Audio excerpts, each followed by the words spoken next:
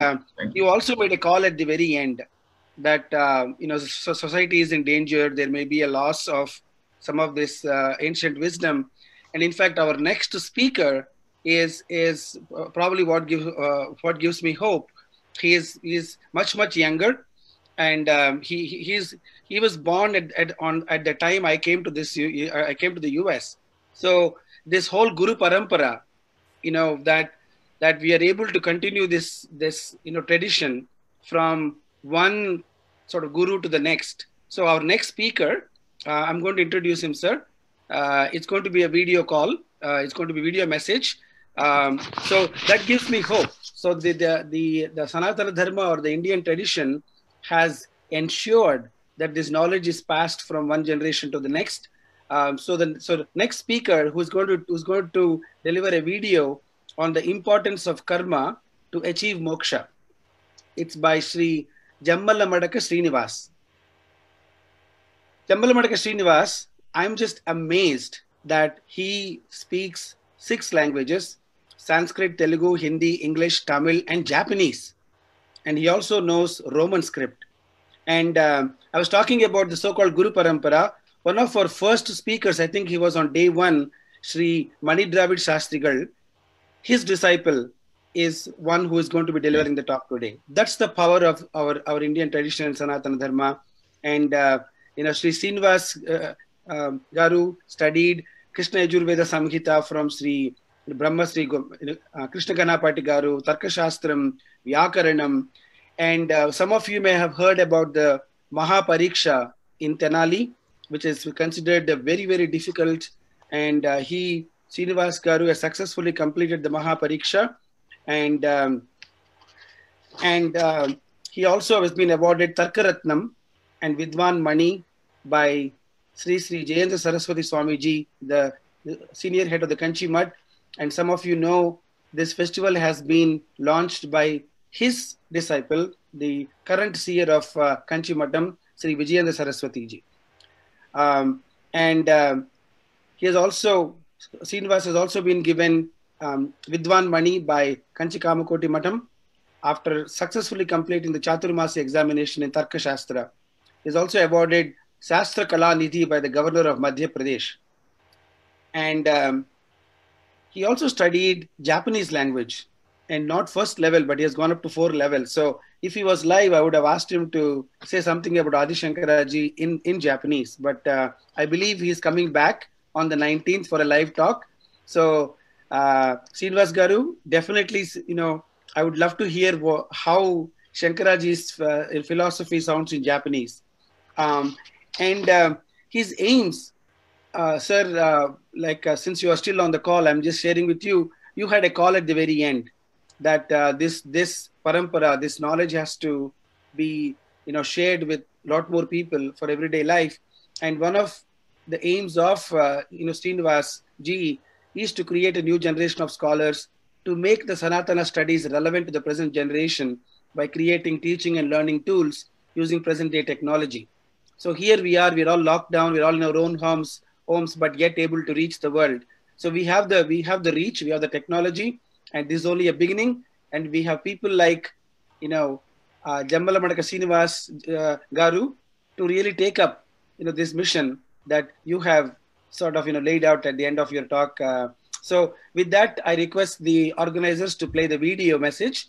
And Arvind Rao Garu, you can turn off your video and you can stay on if you want. Thank you. Shri Gurubhyo Namaha.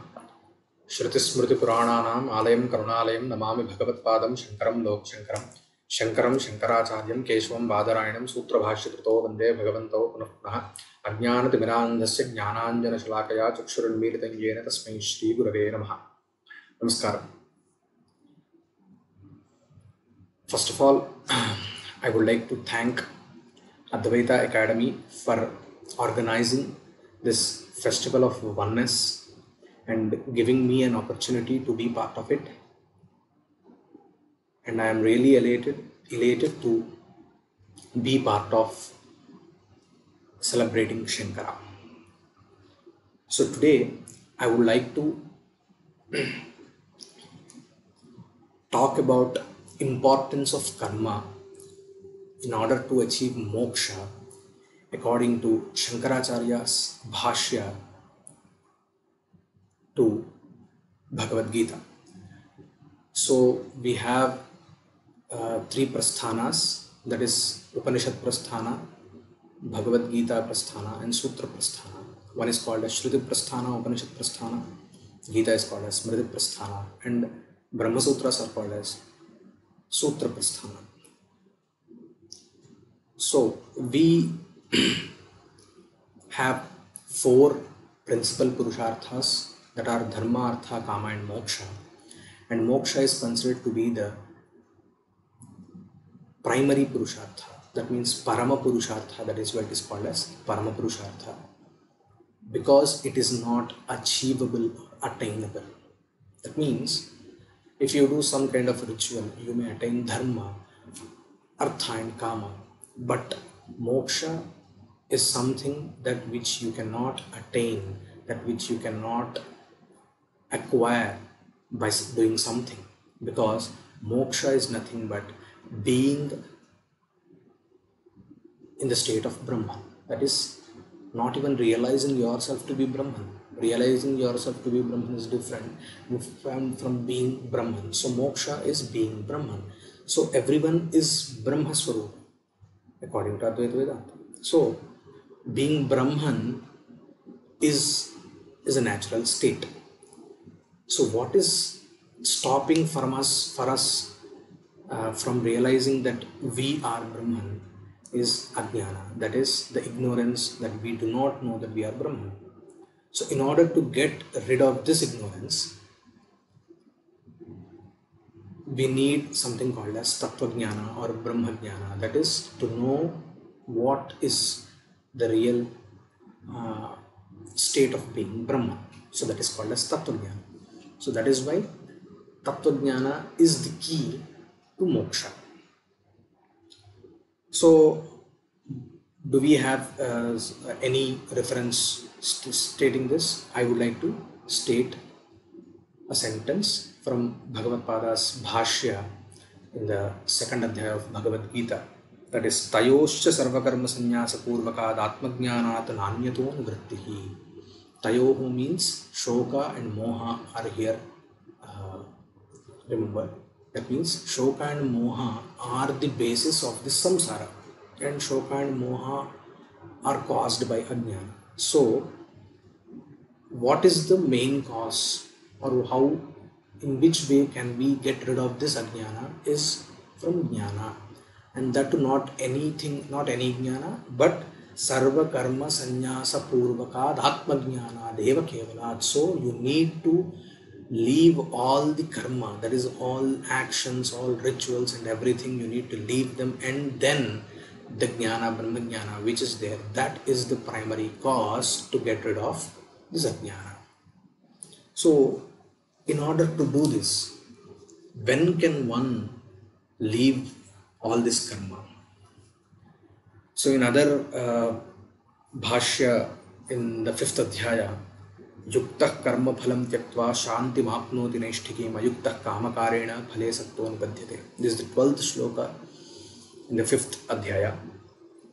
And in here, how does one attain this naishtiki sthiti, that is this brahma bhava patti sthiti, jnana nishtha, is by sattva shuddhi jnana prapti sarva karma sannyasa jnana nishtha kramene iti vakya seshaha.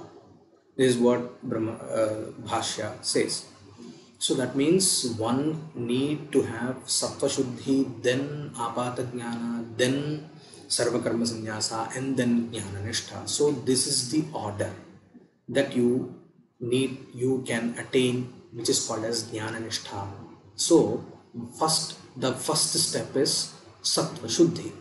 So how does one get or achieve sattva shuddhi? So sattva shuddhi is something you can only achieve by karma. How come we know that you can achieve by karma? So there is this verse in 3rd adhyaya, तस्मादसक्तः सततं कार्यं कर्म समाचर असक्तो ह्याचरन् कर्म परमाप्नोति पुरुषः. So here asaktas satatam karyam karma samachara. Here Bhagavan Shri Krishna is advising Arjuna to perform karma, but asaktas san karyam karma samachara. You detach yourself from the reward of the karma and perform the karma, and this will lead to paramapnoti purusha. So here then that will lead to moksha, param moksha. There the bhashya goes something like this: param moksham apnoti purusha sattva shuddhi dvarena. If someone detaches himself or detaches the reward or phalam from the karma and performs the karma, this karma will lead to chitta shuddhi or sattva shuddhi, and sattva shuddhi will, like said before, will eventually lead to jnana nishtha or tattva jnana or whatever you may call it. So in order to achieve moksha, karma is very keen. Karma plays a very key role. So how should one perform karma in order to attain sattva shuddhi? Again, we have another shloka: yajnarthat karmanonyatra lokoyam karma bandhanah tadartham karma kaunteya mukta sangas samachara. So here Bhagavan Shri Krishna says yajnarthat karmanonyatra. Here the word yajna means Parameshvara. That means you need to perform karma not for the sake of reward or phalam of that karma, but I am doing this for the only sake of Ishvara Preeti. And in another bhashya to another shloka, he even defines how should that feeling should be, Ishvara Arpana Buddhi be. That is, Ishvaraya karmani karomi na mama phalaya. So I am doing this ritual or this action not for the reward or the phala of this particular karma, but I am doing this for the sake of Ishvara. So if we actually observe in every karmanusthana, in the beginning, at the time of sankalpa, we are used to say Ish Parameshvara Muddishya Parameshvara Preetyartham in the beginning, and after completing the karma or ritual, at the end we say Tatsat Brahma Arpanamastu. So if you now try to find a relation between this shloka yajnarthat karmanonyatra and to the sankalpa or the upasamhara of any karma, you can find the relation that our ancestors have designed the karma, our karmanusthana, in such a way that by knowing or unknowingly we are performing our karma for the sake of Parameshvara Preeti. That means we are not doing for the sake of the reward or phalam of that karma, but we are performing this ritual or karma for the sake of Ishvara Preeti. So if you realize that, then one can know that it is really very higher level of performing karma. So here again we get a normal doubt. If everything is to be done for Ishvara Preeti, we do have many rituals prescribed in Shruti and Smriti for particular rewards or phala, as if Somayaga for Svarga, and there are other karmanushthanas for wealth, for progeny, and etc. So like Putra Kameshti for progeny. So what is the meaning, what is the essence behind all these karmas? Because they have a different outcome. So there is a jeopardy, but we should get to know that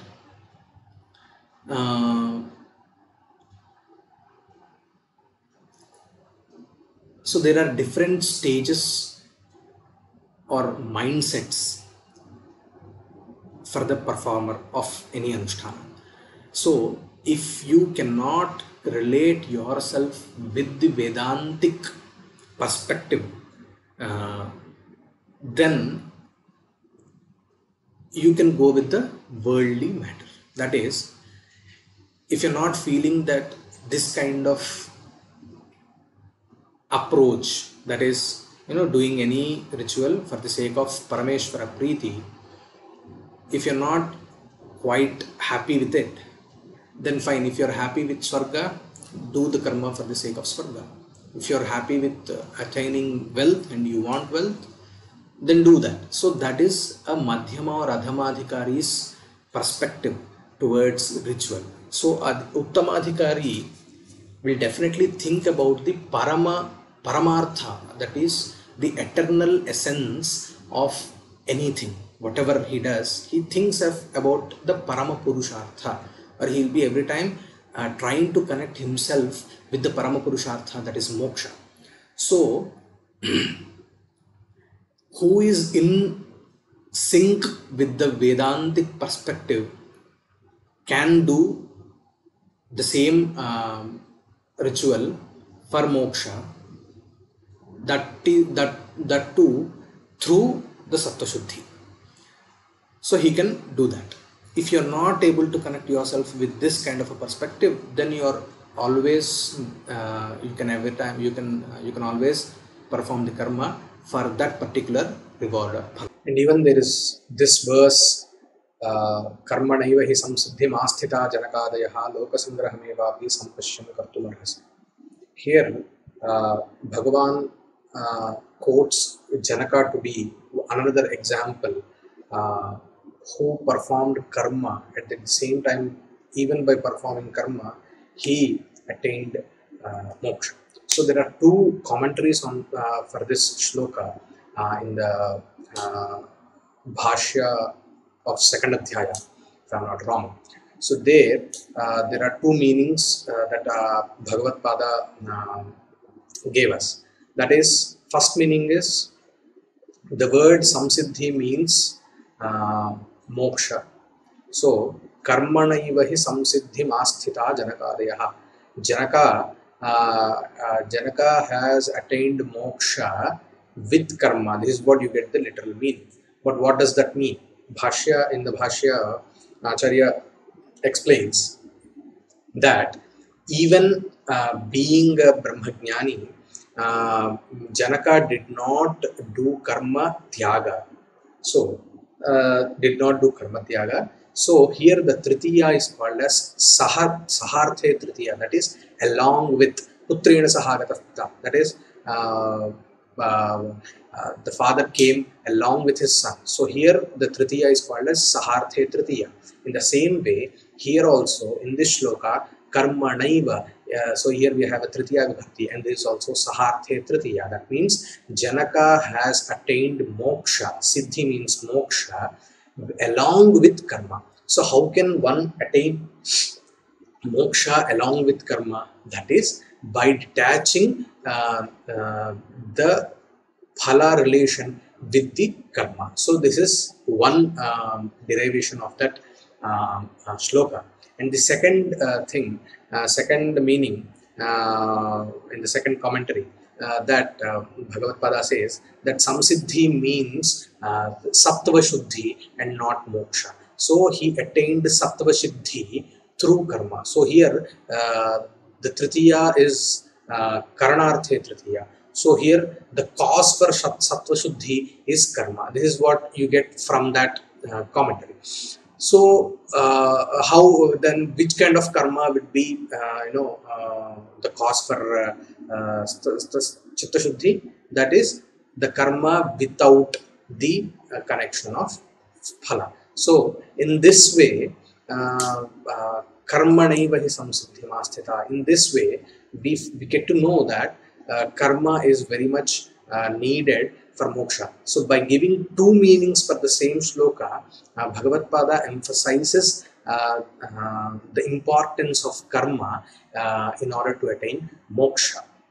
Along with this, I even wish to quote some other verses from Bhagavad Gita, from chapter 3, where Krishna stands as a living example for performing karma despite being a Jivan Mukta, despite being a Brahmajnani. So he says, if I do not perform karma, so many people will follow my path by performing, by not performing karma despite being in samsara. So that is what he says, Name parthasti kartavyam trishu lokeshu kinchana. I do not have anything, I do not have any purpose to gain, not to lose anything. Nanavaptam avaptavyam varta evacha karmani. I do not have to lose anything, I do not have to gain anything, but still I am in the path of karma, because many people find me as an inspiration and follow my path. So if I do not follow, if I do not perform karma, you see, I am now at present in midst of a war. So I have actually nothing to do with the war. I know the eternal truth, but still I am part of war on your side, because I have to perform karma, I have to perform because Kshatriya dharma, yuddham is something, participating in a war is Kshatriya dharma. So I am a Kshatriya, and according to that, I have to be part of a war. So I am right here standing in front of you, despite knowing the eternal truth, despite knowing that I am the Brahman, but still, as I am in samsara, I am participating in the war and showing and being an example, living example for people who think of me as an inspiration, that they also have to perform karma.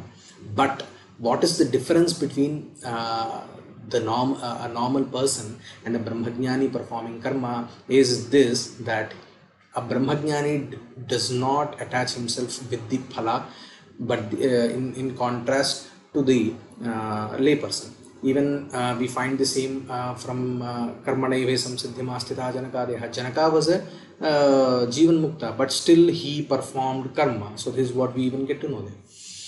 So what happens if one does not perform karma? This is the next question that may arise.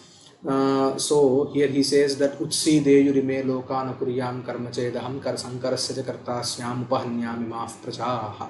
So if I do not perform karma, the equilibrium of the cosmos may lose and chaos may occur. Because karma is something which is the cause for Jagat Sthiti. This is what we get to know from the commentaries of the Bhashya.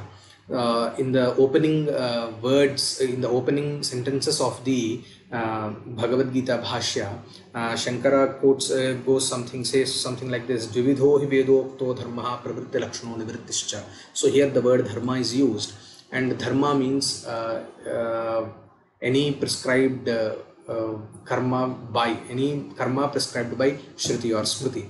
So this is pravritti lakshana dharma. So what is dharma? Dharayati iti dharma, that is Jagat Sthiti Hetu. This is what you get to know from the commentaries. So the cause for the stability of our Jagat Sthiti is dharma. So in that way, the stability of the cosmos is maintained by performing karma, and that too in accordance with the Varna Dharma and Ashrama Dharma, not with without violating the rules of Varna Dharma and Ashrama Dharma. One has to perform his own karma. Even another shloka, Niyatam Kuru Karmatvam. So he says that Kuru Karma, he prescribes to perform karma. So in this way, maybe we can even go on quote many verses in this way, as we don't have much time. So I would like to summarize my talk by saying that Jnana is definitely, Brahma Jnana is definitely the primary cause in order to attain moksha. But many people do magnify Jnana, and they do not even mention about karma. So we need to know that even if we see the darshanas or sutras in that way, first we have the Athato Dharma Jignasa Jaimini sutras, and then comes athato brahma jignasa. So that means we are, even the Vedas, Samhita, Brahmana, Aranyaka, and Upanishad, they also come in that in that order. That means one has to come or achieve the maturity to know about the Brahma through performing karma. So karma is a very stays in a very crucial junction. So through karma one has to attain moksha. This is what I feel after studying this Prasthanatraya or whatever. I feel that karma has a very very important role. Karma plays very important role in achieving all the four purusharthas, because dharma and artha and kama, they are achieved by karma. That is very much evident. But even moksha is also very much needs karma. So this is what I felt. So I once again thank Advaita Academy for giving this opportunity to share my views about the importance of karma. Thank you. Namaste.